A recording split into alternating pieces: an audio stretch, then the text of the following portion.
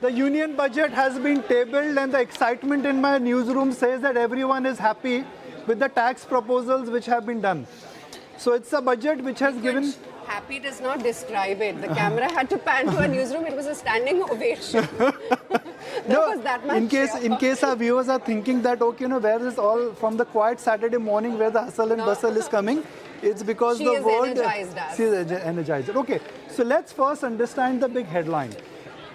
In last 15 years, I can safely say that this perhaps is the biggest budget of tax reforms which has been announced across the board now, both in terms of rate, putting more money in the hand of taxpayer, also ensuring that there is simplification. So that for me is the big headline, that the finance minister has understood the need of the hour, which is that the economy needs help from expenditure, but it also needs to be boosted with the help of capital expenditure, with the help of consumption.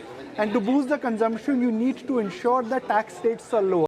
So a very solid, simplified new tax regime, I think, is the big highlight. Second, the assumptions of growth, the commitment towards fiscal deficit, and a complete mention of how the expenditure picture would move, and a realistic admission for FY25 that things in a sense would be below mark on expenditure, I think is something which markets would like. So from a market standpoint, it is more money in the hand of taxpayer, no compromise on the fiscal deficit, recognizing that the consumption engine needs a support, and realistic assumption when it comes to the tax and the growth assumption. So I think it's a good budget, Aisha. Markets will take the time to digest, but the fact that after that initial knee-jerk reaction, markets have gone up, I think this is good news. We can argue back and say that, okay, what happens to the expenditure? What happens to the other aspects? But for me, this budget will be remembered as a budget which simplified the tax regime. Gentlemen, if I say this one word, would you agree with me? This is the best direct tax budget in last 20 years. I have not tracked budgets before that, so I don't know. Can I say that? Just one word. Experience is wait for the fine print. Okay. So as of now, can I say the headline is this is the best tax budget in last 20 years in terms of reform? It's very good. No, absolutely. I mean, we've never seen this kind of increase in the exemption limit. I mean, Bala? this is huge. Yeah, I think definitely see, one side they are bringing into the fiscal deficit. Vanuja, Another side they are giving more money in hands of people. Bala, is the money all going to come to mutual funds or only going to go to FMCG or consumer? It will go towards consumption increasing. I think money multiplier effect of this. Close to a lakh of crore giving out in the form of tax benefits. Just look at the multiplier effect of that. There's more 6 to 7 times multiplier effect of that. Can boost the consumption, which is the most need of the other. Yeah, and you know what? You can see that in the stock prices right now. Look at the Nifty FMCG index. I don't know if we can quickly bring up the intraday graph, because I think that's where the big swing came in. Look at the composites of the FMCG index. Look at some of the consumption names like a Trend, like Prestige, Maruti, Godrej Consumer Products. They are the ones which are clearly on a tear. While the talking point for many days would be tax cut, but the real story for market really could be what happens on Saturday night rather than what has happened on Saturday afternoon, because Donald Trump and the tariffs would be implemented from 1st of Feb starting tonight. R.C. Bhargav joins us now, and Mr. Bhargav, good afternoon. Thank you for joining us. This budget, in a sense, really is focused on getting the consumption back. Do you think there is enough and more in this budget which could benefit the auto industry? The kind of tax cuts which have been announced, can they really help the auto industry in a meaningful manner? Mr. Bhargav. The auto industry's growth very much depends both on the purchasing power of the consumers in India, and it depends on the economic growth which is taking place and the perception of what we should expect in economic growth. Now, the first thing which the finance minister talked about was the need to accelerate economy and make it more inclusive and bring the middle class into the focus areas. And I think we need to judge the budget more from these aspects than by any individual bits and pieces, because ultimately it is the totality of what will happen. And I think the acceleration of the economy, which really means acceleration of manufacturing, which will create jobs, which will in turn drive consumption, is one of the major issues. And the tax cut is going to be a helpful factor in accelerating demand for various kinds of consumer products. The accent on the infrastructure building, which is a major aspect of what creates the growth infrastructure, is, I believe, carrying on. I haven't seen the numbers, but I believe they will be higher than what they were earlier. The fiscal deficit continues to meet the targets and is reducing next year from 4.8 this year to 4.4, which is a very good step, because the lower the inflation is, the more will be the affordability factor with the citizens of this country. And the efforts which are contained in the budget in various different places in encouraging private sector investment, in encouraging labor-intensive activities, including medical tourism and such things, I think these are also going to be positives in that direction. So I believe that overall the budget is moving towards the objectives which we need. Of course, as Mr. Swamy said just now, what Mr. Trump says or what happens in Ukraine or what happens in Palestine is going to have an effect, but it has having an effect on everybody else, and it's not within our control. It's important for us to do what is within our control to the best of our ability. And I think the finance minister and the budget has made a very good move towards that direction. Mr. Bhargav, thank you for that. I also have Anish Shah, CEO and Managing Director of Mahindra & Mahindra. He, of course, also joins us in his FICCI capacity. Mr. Shah, good afternoon. I can see from the smile on your face that you have already started calculating that how much cars you will be able to sell more now that more money is available in the hand of taxpayers, right? You already started planning how many more Mahindra holiday new subscription. addition to Mahindra holidays. Exactly. Yes. You already started calculating it, right? Good afternoon, Nikunj. The more important thing for us is how are we setting up the economy for long-term growth? How are we making India the manufacturing hub of the world? And that is where we see a lot of positivity in this budget. I would look at three specific things. One is the demand stimulus, obviously that you talked about, is clearly a positive in the short run. But more importantly, the long-term positives are around ease of doing business, the focus on capital goods imports, the inverted duty structure that is being addressed. These are things that will make it easier for us to create a better manufacturing setup in India to lower the cost of manufacturing. The focus also on inclusive development, on agriculture, on MSMEs, on skilling. These are all factors that will continue to strengthen the economy. I've always maintained that we have very strong tools, and we've seen some hiccups in the short run. The demand stimulus addresses those hiccups, and the fundamentals, along with the actions taken now, continue to strengthen the position of India as a manufacturing hub and as an inclusive economy. And that is the biggest takeaways that we have from the budget.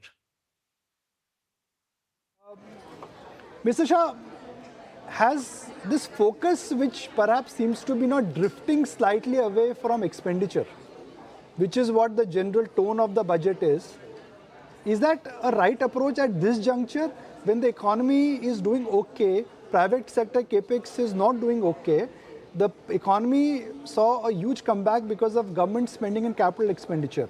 The number this year is lower than next year, and next year also it is only higher by 10%, Mr. Shah. Is that good enough? Capex by the government is still on track, Nikunj, at 10% higher. It is still a very positive step. The government does need the private sector to step in.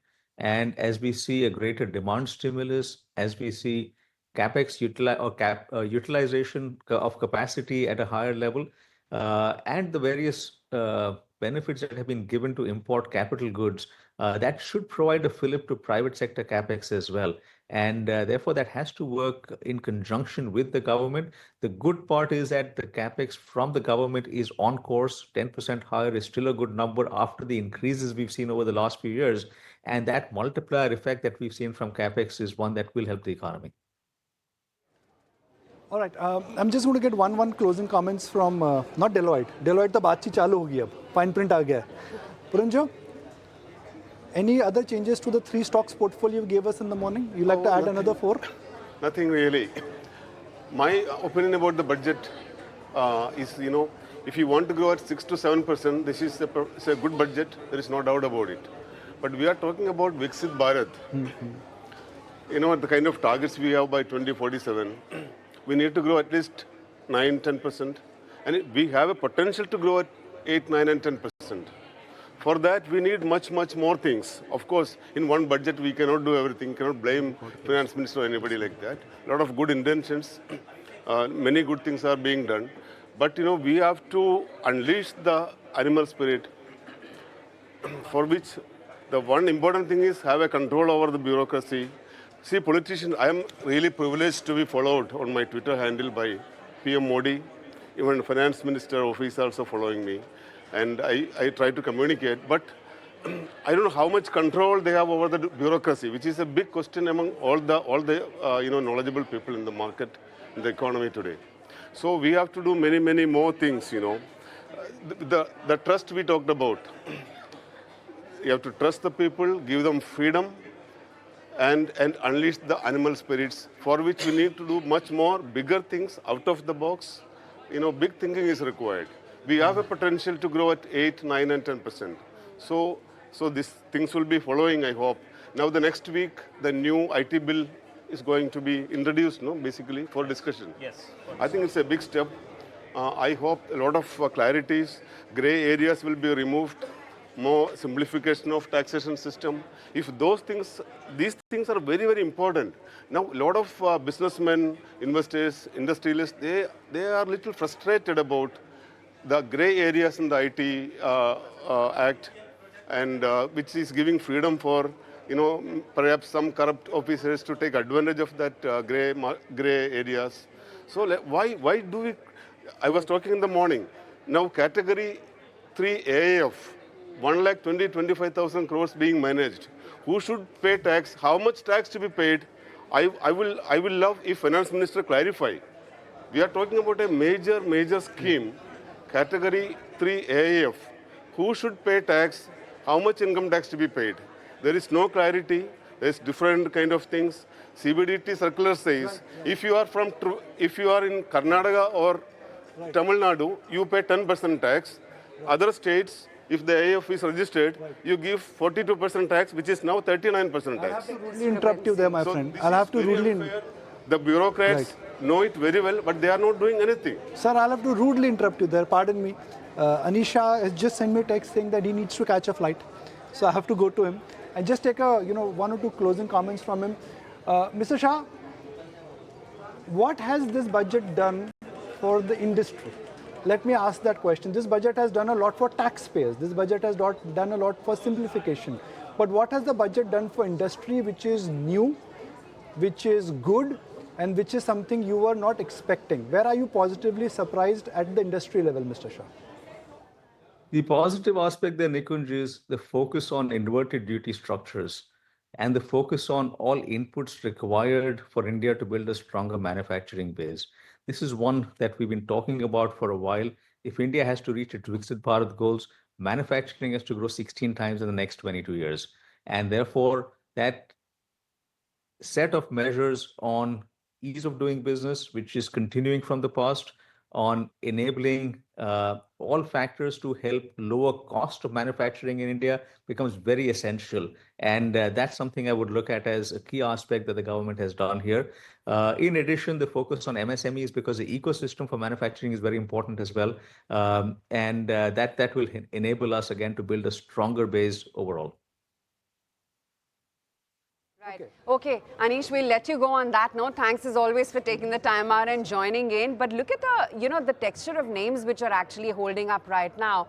And it's only those urban consumption trends. Trent, 5.5%. Swiggy, Zomato, if we can just bring up those intraday graphs for you, not so much pure play FMCG. That, of course, is seeing a sentimental rub-off, no doubt about that. But Britannia as well, which does have a urban consumption, ting to it. Look at that, Tata Consumer, Swiggy, Zomato, 230. It's back to those levels after, I think, cracking sub 220 just last week.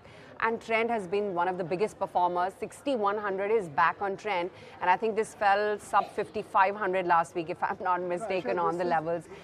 Yeah. It's exactly a different market of what I saw in 2001. Yeah. When consumption came down, capex started moving up. Yeah, but it's the Consumption reverse came because down. you know L&T, banks, they are the ones which are actually at the bottom rung in the market right now. BEL is down 4%.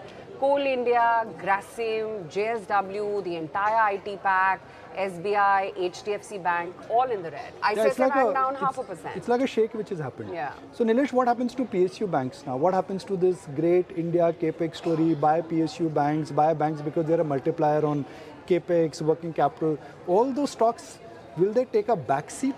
Will they reverse, or they will also come back eventually? No, I think they'll eventually come back. The challenge is that the banks will do well when the FPIs come in. Because that's a space that they really like. It's a liquid space, you have many names to pick and choose from.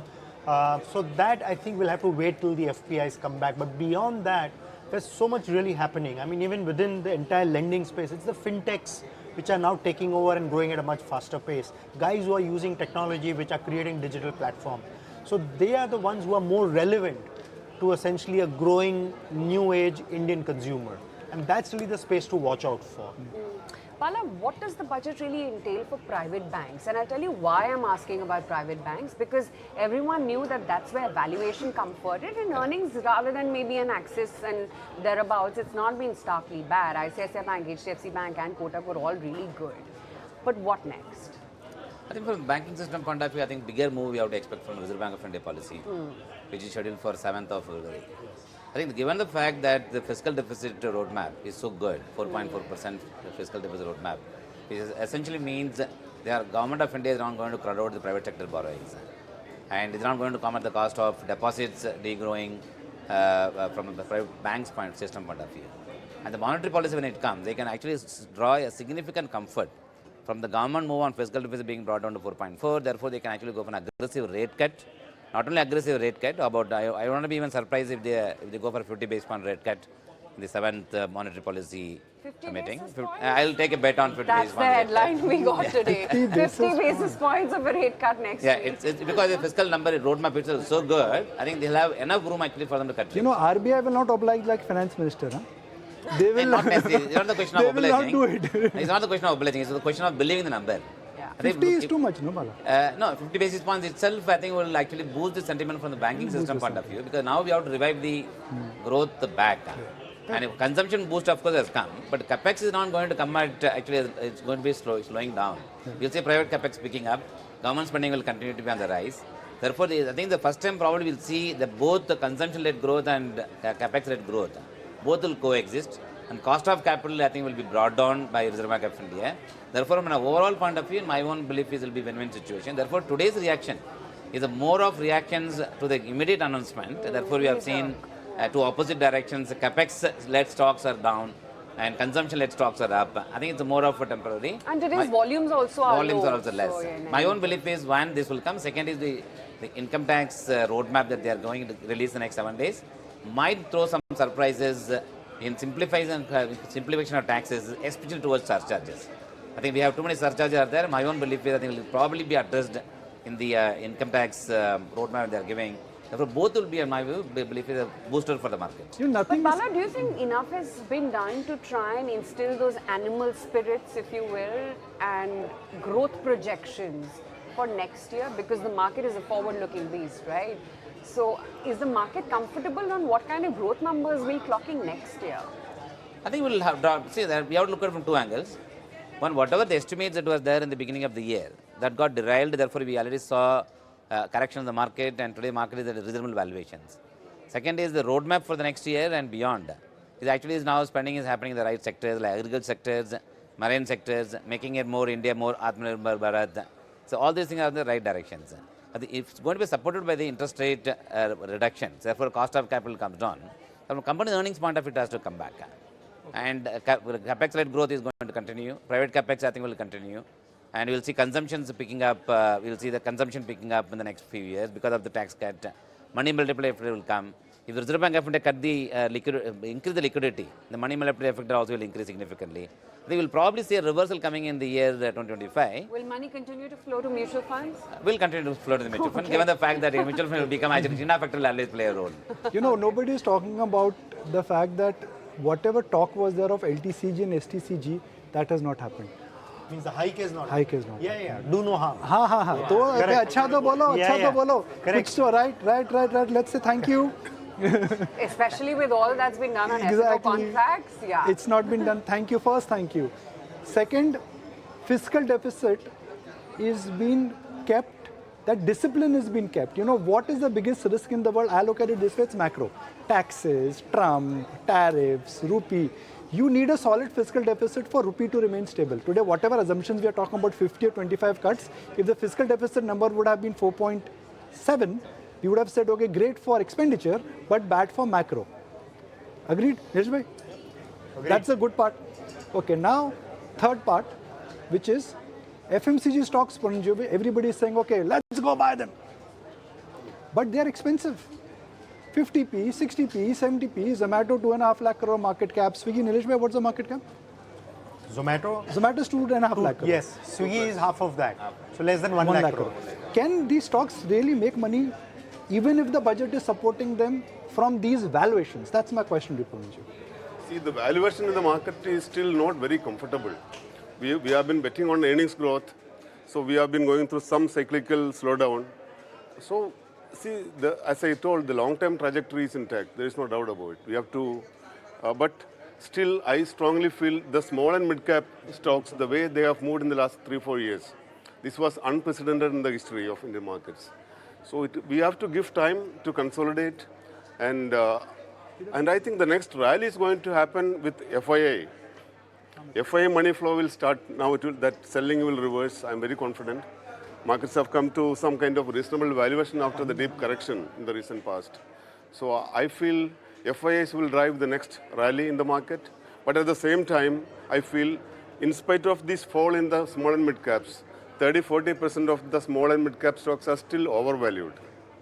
In the process of the last 3-4 years, the way these stocks have moved by 5 and 10 times, and many stocks are still managed by the vested interest operators or promoters. So I'm talking very small companies. Sure. So investors, especially the newbies in the market, they should be very careful about the valuation of stocks. You know, when there is a bull market, the cycle happens, everybody get carried away. Right. They go on talking good things about the company, the future, the industry for India. Now everybody is using India, the Viksit Bharat theme, apply to everything and everybody. So we have to be careful about the valuation. Very many small companies with reasonable growth were quoting at 50, 60, some of them 100, 120 P. So these are not sustainable. So we have seen a very good, healthy correction. There are some more stocks to be corrected. There can be time-wise correction. But we have come to somehow a healthy kind of a market situation. It is a wonderful stock market in India for stock picking. That bottom-up Always approach is was. what is required. Yes. Okay, which is why we have experts like you join in. But Purinju, Bala, Nilesh, all of you, thank you so much Thank for you your so much. time. Good having you on the show.